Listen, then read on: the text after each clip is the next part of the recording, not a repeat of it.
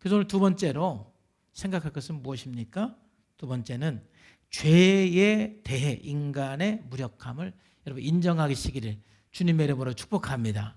여러분의 힘으로 죄의 문제를 해결하고 여러분의 힘으로 쓴뿌리의 문제를 해결하지 말고 오히려 그 쓴뿌리 앞에 그 죄의 문제 앞에 내가 얼마나 무력한지 인정하고 하나님 앞에 나가는 거예요.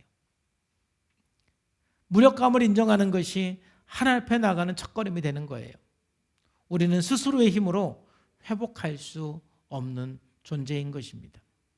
그리고 디모데전서 4장 8절에도 보면은 육체의 연단은 약간 유익이 있으나 경건은 범사에 유익하다 그랬죠. 우리의 육체적인 노력 전혀 유익이 없는 것은 아닙니다. 그러나 온전해질 수는 없는 거예요. 하나님 없이 하나님 앞에 나가지 않고 우리가 온전해질 수가 없는 것이죠. 그래서 이렇게 보면은요, 이 무력감을 인정하지 못하는 것이 최고의 교만이에요. 이 무력감이라는 단어 그 자체를 굉장히 싫어하는 사람이 있어요. 오늘 이 말씀의 핵심은 여러분 오해하지 마세요. 무력하게 살라는 말은 절대 아닙니다.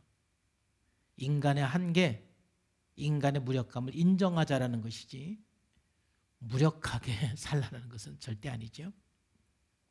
어쨌든 이 무력감이라는 단어 그 자체를 싫어하는 사람들이 굉장히 많습니다. 인간이 무력하다라는 그 자체도 굉장히 싫어합니다. 특히 자수성가한 분들, 완벽주의자들 이런 사람들은 결코 인간의 무력감을 인정하지 않습니다. 그들이 어떤 신념을 갖고 삽니까? 내 힘으로 다 할 수 있다. 내가 할 수 없는 일은 없다. 사람이 다 할 수 있다. 이런 생각을 갖고 있는 것이죠. 아까 인본주의 심리학자처럼 인간은 선하고 모든 걸 할 수 있다. 이런 생각을 하고 사는 거예요. 그래서 제가 전도하다 보면은 자주 들었던 얘기 중에 하나가 저는 예수 안 믿어도 됩니다. 교회 나가는 사람은 뭔가 부족하니까 의지할 대상을 찾는 것이고 저는 그렇게 의지할 대상이 필요가 없습니다. 내 힘으로 충분히 살 수가 있습니다. 이렇게 아주 용감하게 말하는 사람들을 종종 만납니다. 그렇습니까? 그렇게 인간이 대단합니까? 인간은 정말 무력한 존재입니다. 인간의 한계를 인정하고 인간의 그 무력감을 인정할 때 우리는 예수님의 그 필요성, 하나님의 그 필요성을 우리는 또 인정하게 되는 거예요. 주님, 저는 주님 없이는 살 수 없습니다. 주님의 도움이 없이는 저는 살 수 없습니다. 주님, 저는 너무 악하기 때문에 하나님 없이는 의롭게 살 수가 없습니다. 하나님 없이는 저는 온전해질 수가 없습니다. 나의 무력감을 인정하고 그 무력감이 발견될 때마다 여러분 죄책감에 빠질 것이 아니라 겸손하게 하나님 앞에 나아가시기를 주님의 이름으로 축복합니다. 무력감을 인정하는 것은 복이에요. 여러분들이 무력감을 느끼는 것은 굉장히 복인 것입니다. 그때 우리는 하나님 앞에 나갈 수가 있는 거예요. 또 두 번째는 무력감을 인정하지 않는 사람들은요, 결국 자기 힘으로 다 될 수 있을 것처럼 말하지만 결국 안 되잖아요. 그럴 때 그들은 회피하게 됩니다. 그래서 폴 투리니에도 인간은 과거로 회피, 미래로의 회피, 귀족적인 회피, 종교적인 회피, 이런 회피들을 말했어요. 과거의 회피는 무엇입니까?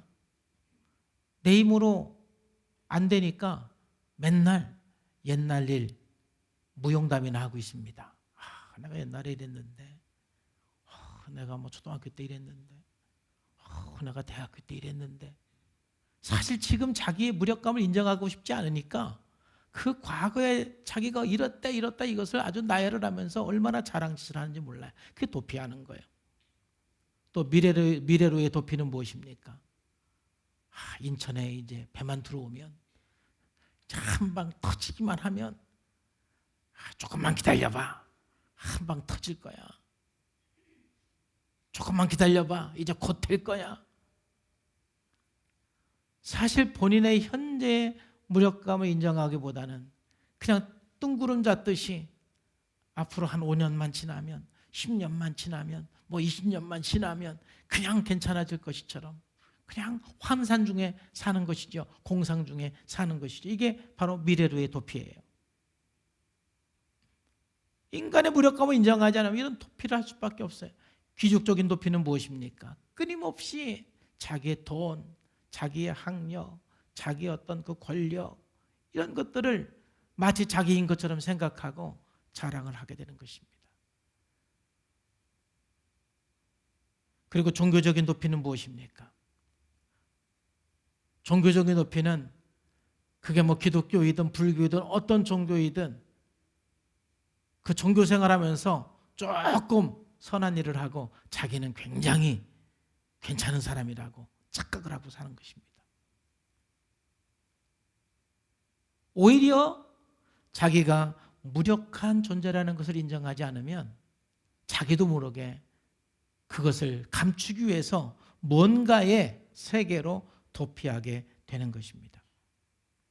사람은요, 절대적으로 자기의 무력감을 인정하고 십자가와 부활의 주님 앞에서 복음을 경험할 때 진정으로 회복될 수 있고 진짜 자기를 찾게 될 줄로 믿습니다. 죄를 이길 수 있는 분은 오직 예수 그리스도밖에 없습니다.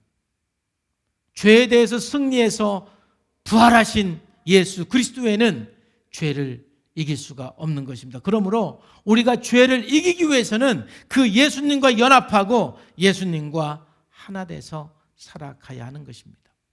그 예수님과 연합하기 위해서 우리는 철저하게 자기의 무력감을 인정하는 것입니다.